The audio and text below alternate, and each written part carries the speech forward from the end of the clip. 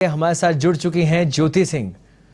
ज्योति, आज दिल्ली के अंदर कांग्रेस ने प्रदर्शन किया और सोनिया गांधी से जो ईडी ने पूछताछ करी उसके खिलाफ आज ये प्रदर्शन रहा। किस तरह का माहौल रहा, क्या कुछ अपडेट है इसको लेकर?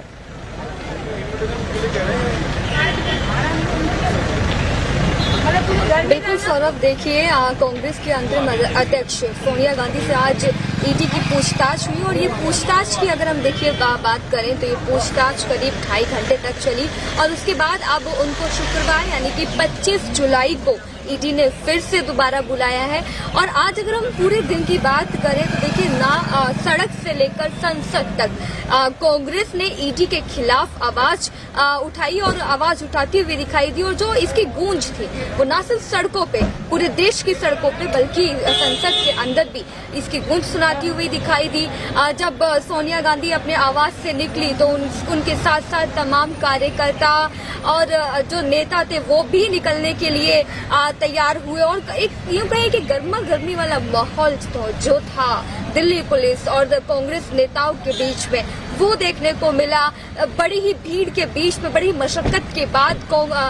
सोनिया गांधी अपने आवाज से निकलती है ईडी के ऑफिस। पीछे वाली सीट की बात करें तो पीछे वाली सीट पर अपनी गाड़ी के अंदर सोनिया गांधी बैठी हुई थी, उनके बराबर में बैक सीट पर प्रियंका गांधी बैठी हुई थी और आगे की सीट पर ड्राइवर की बराबर वाली सीट पर राहुल गांधी बैठे हुए थे। और तीनों ही एक ही गाड़ी से अपने आवास 10 जनपद से ईडी के ऑफिस तक गए और ईडी प्रियंका गांधी, राहुल गांधी, सोनिया गांधी को वहां ईडी दफ्तर छोड़ने के बाद वापस लौट आए अपने आवास के लिए। और ये पूछताछ 2.5 घंटे तक चली और देखिए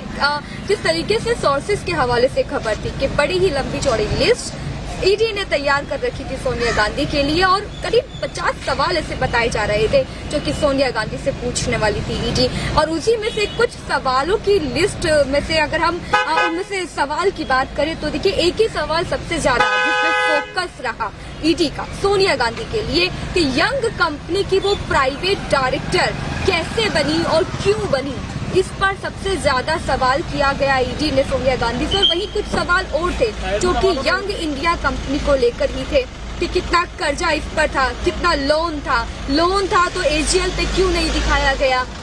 क्या वो प्राइवेट डायरेक्टर क्यों बनी। तो ऐसे तमाम सवाल थे जिनका जवाब सोनिया गांधी को देना था। लेकिन ज्यादा देर तक ये पूछताछ नहीं चली क्योंकि राहुल गांधी की अगर हम बात करें तो कई घंटों तक और कई दिनों तक ये पूछताछ चली थी। लेकिन अगर सोनिया गांधी की बात करें तो उनकी मौजूदा हालत जो है, स्वास्थ्य जो है वो भी ठीक नहीं था, जिसकी वजह से ज्यादा देर तक ये पूछताछ नहीं चल पाई और 2.5 घंटे बाद ये पूछताछ खत्म हो गई और अब 25 जुलाई को उनको फिर से बुलाया गया। और वहीं अगर हम कांग्रेस नेताओं की बात करें तो राजस्थान के मुख्यमंत्री भी दिल्ली में मौजूद हैं और सभी नेताओं को डिटेन कर जब प्रदर्शन करने की बारी आई तो सत्याग्रह मार्च करते हुए ईडी ऑफिस तक जाने के लिए निकले कांग्रेस नेता, तब उनको डिटेन कर दिया गया और डिटेन करके दिल्ली के अलग अलग थानों में उनको रखा गया। और एक थाने के बाहर हम भी मौजूद है जो कि विश्वविद्यालय के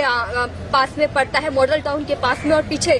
उसकी तस्वीर आपको दिखा देते हैं, उत्सव सदन, जहाँ पर इन सभी कांग्रेसी नेताओं को यहाँ पर रखा गया। बल्कि राजस्थान के मुख्यमंत्री अशोक गहलोत को भी यहाँ पर और सभी सांसदों को, सभी मंत्रियों को यहाँ पर डिटेन करके रखा गया। और डिटेन की अगर हम बात करें तो करीब 3 से 4 घंटे तक डिटेन करके रखा गया जब तक सोनिया गांधी चली नहीं जाती और तब तक उसके बाद 2 घंटे बाद तक भी कांग्रेसी नेताओं को डिटेन करके रखा गया। और अब जाकर दिल्ली पुलिस ने डिटेन किए हुए नेताओं को, कार्यकर्ताओं को अब जाकर छोड़ा है और अब यहाँ से सभी निकले हैं। लेकिन अभी जो मामला है वो अभी तक शांत होता हुआ नहीं दिखाई दे रहा है क्योंकि पूरे देश भर की सड़कों पर उतर के कांग्रेस नेताओं ने प्रदर्शन किया। और अभी जब ये सारे नेता डिटेन से छूटे हैं तो ये लोग एआईसीसी हेडक्वार्टर पर जाएंगे और आगे देखिए ये भी सोर्सेज की खबरें हैं कि आगे एक बैठक और होगी जिसमें आगे की रणनीति की जा सकती है। लेकिन वहीं राजस्थान के सीएम अशोक गहलोत की बात करें तो अशोक गहलोत 6 बजे जयपुर के लिए रवाना हो जाएंगे और उसके बाद में ही जब 25 जुलाई को फिर से ईडी का जो सम्मान है वो सोनिया गांधी को दिया गया है तो उस दिन आगे की क्या रणनीति रहेगी इसके बारे में ऑफिशियली अभी अपडेट आना बाकी है। सौरभ, ज्योति, जिस तरह से आज पूरा माहौल गरमाया हुआ रहा, हंगामेदार रहा पूरा प्रदर्शन और इस तरह से जो मुख्यमंत्री अशोक गहलोत थे उनको भी गिरफ्तार किया गया, क्या इस तरह की कार्रवाई जायज दिख रही थी? क्योंकि एक मुख्यमंत्री है उसको डिटेन कर लिया गया और इसका काफी गुस्सा भी दिखाई दिया कांग्रेसियों में।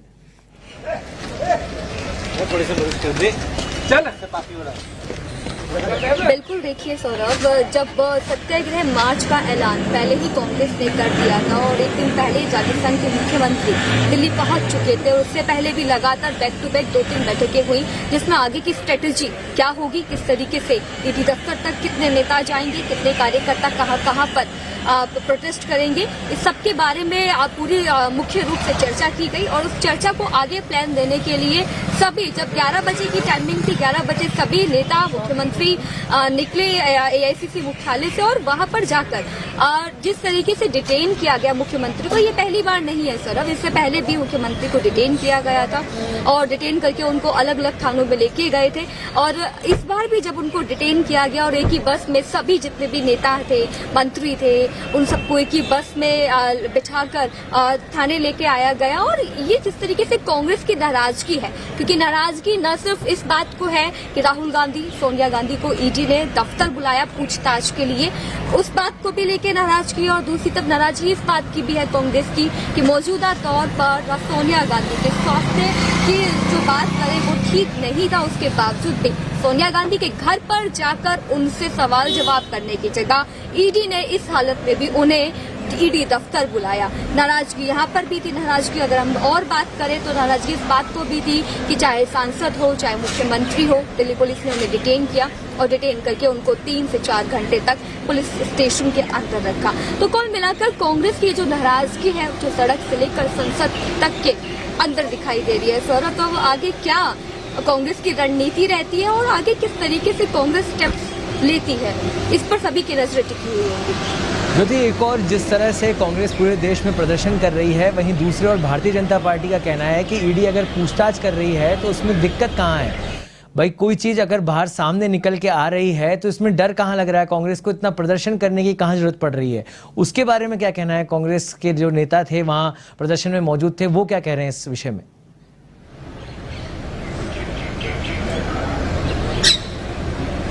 बिल्कुल, देखिए, जब कांग्रेस से ईडी का ये जो मामला सामने आया है तो इस पर भाजपा भी लगातार निशाना साधती हुई दिखाई दे रही है। हाल ही फिलहाल में भी अगर बात करें तो भाजपा ने ये सत्याग्रह मार्च को लेकर भी दौर व्यवहार का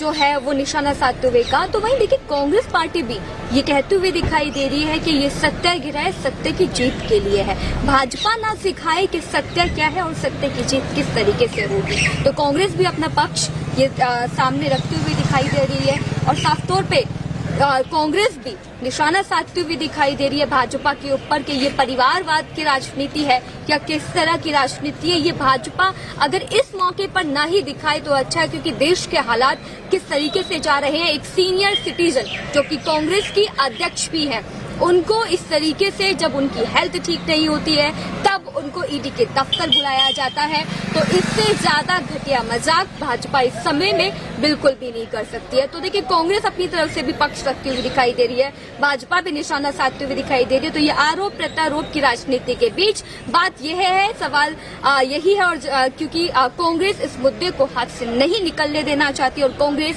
इसे सही तरीके से मुद्दा बनाना चाहती है और इसे संसद के अंदर भी उठाना चाहती है। ज्योति, ऐसी भी कोई लिस्ट है? क्योंकि अब राहुल गांधी से पूछताछ हो चुकी है ईडी की, उसके बाद अब सोनिया गांधी से पूछताछ हो गई है, 25 जुलाई का समन भी है, तो ऐसी कोई और भी लिस्ट है, और भी लोग हैं जिनसे अभी पूछताछ होनी बाकी है?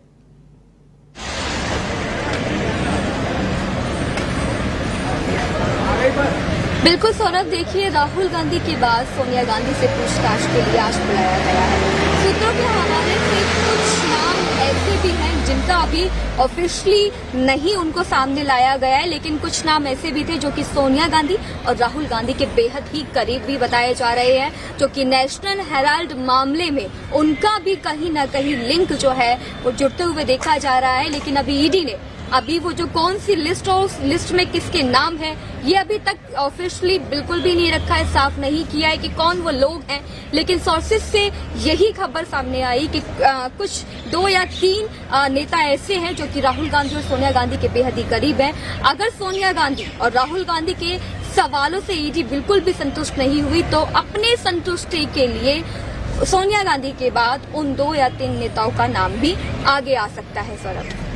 आज ईडी की पूछताछ भी थी, साथ ही आज राष्ट्रपति चुनाव के जो है वो परिणाम भी आने वाले हैं। तो ऐसे में कहीं ना कहीं कांग्रेस का आरोप लगाया कि कहीं ना कहीं ध्यान भटकाने की कोशिश करी है भारतीय जनता पार्टी ने। और ईडी ने आज पूछताछ का जो समन सोनिया गांधी को भेजा वो आज का इसीलिए भेजा क्योंकि आज राष्ट्रपति चुनाव के परिणाम आएंगे।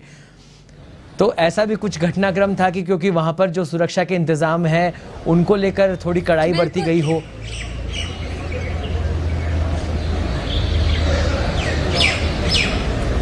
बिल्कुल सौरभ, देखिए सबसे पहले हम सुरक्षा के बंदोबस्त की बात करते हैं तो देखिए एक रात पहले से ही दिल्ली पुलिस ने कांग्रेस हेडक्वार्टर के सभी जाने वाले और आने वाले रास्तों पर बैरिकेडिंग लगाकर आने जाने के जो रास्ते थे वो बंद कर दिए गए थे। और वहीं आज सुबह की बात करें तो पूरे तरीके से किलेबंदी कर दी गई। जो भी अंदर जाता उसको अपने आई कार्ड या फिर उन्हें पूछताछ का सामना करना पड़ता और कोई भी विकल्प या ट्रांसपोर्ट अंदर नहीं जाने की परमिशन दी गई सिवाय मुख्यमंत्री के काफिले के। और वहीं देखिए राष्ट्रपति चुनाव की बात करें तो कांग्रेस पहले से ही यह आरोप लगाती हुई दिखाई दे रही थी और लगा भी रही है कि बीजेपी जो है वो उसी समय पर बिल्कुल सही समय पर टारगेट करते हुए ईडी का सीबीआई का फायदा उठाती है और हाथों की कठपुतली की तरह ईडी और सीबीआई को नचाती हुई दिखाई देती है। क्योंकि आज राष्ट्रपति चुनाव तो उनकी मतगणना होनी थी और रिजल्ट जो है वो आज सामने आने थे। इसीलिए इसी दिन का फायदा उठाते हुए सोनिया गांधी को ईडी ने सम्मन भेजा ताकि कांग्रेस के और विपक्षी पार्टियों के भी नेता जो है इस मुद्दे पर सबका ध्यान आ जाए और जो सही मुद्दा है राष्ट्रपति चुनाव उस मुद्दे से सबका ध्यान भटक जाए।